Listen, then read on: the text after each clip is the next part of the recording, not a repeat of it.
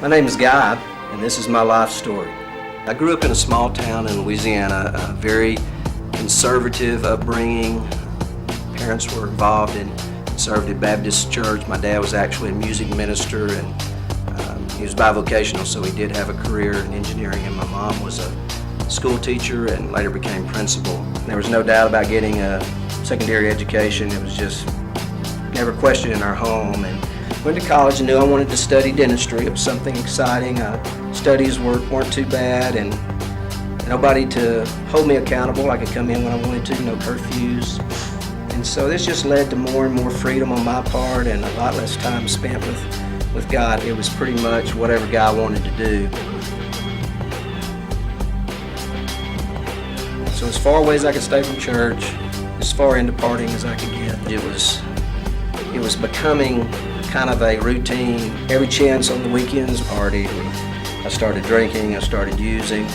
Nobody looking over my shoulder. The alcohol and the drugs, it was getting more and more frequent.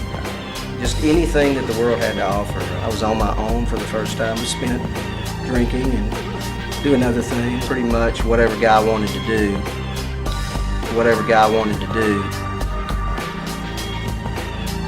And that's what we did. It was beginning to affect my schoolwork. I think my senior year, I don't even remember if I went to class very often, but I did meet a girl at the end of my senior year of college, and she was the first so-called love of my life, and we got married. Within 5 years, it had wound up in divorce. It was a pretty rough 5 years. I had to deal with actually her getting pregnant by another man and having an abortion with his baby. Met another girl, I was in dental school, and she and I got married. Wound up having 2 children together. She was a dentist, I was too, and we moved to East Texas and started a practice together. All this time, she and I were married for, I was 5 years the first time, 7 years the next time.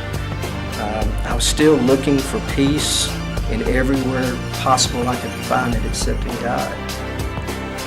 These events began to unfold. It just, it reached a point where I guess God had waited as long as he was going to wait. In July of this past 2009, we came to New Heights Church. We had attended Baptist churches most of our lives, and I was really looking for something a little more, and bumped into Pastor Tommy and Mark Miller. He knew somebody I knew that was Gina's relative. It was just one of those strange, weird deals, and he invited us to church, and when a bald-headed guy with shiny bald head wants you to come to church, come to church. No. And through that, and developing relationships in the church and having especially men plug into my life, I haven't had men that I trusted to help me and tell me what to do in my life in years and years and years. Over time, got involved, Gina got involved, I got involved, and really enjoy the music ministry and the worship ministry. But the most important thing is given to us is a kind of a new insight on the power of God and how he works daily. It's so obvious that it's all God. And it's been so cool and amazing to see this and feel the encouragement from these men in church that have taught me more and more about this and about that God still does these kind of things. He's using me in incredible ways, even though I'm just a ball of junk when you start looking at it. He can use us. We don't have to be perfect. We don't have to come to perfection. We just come to him as we are. So the next 25 years, my plan is, let's let God lead this. I think it's going to work out a lot better.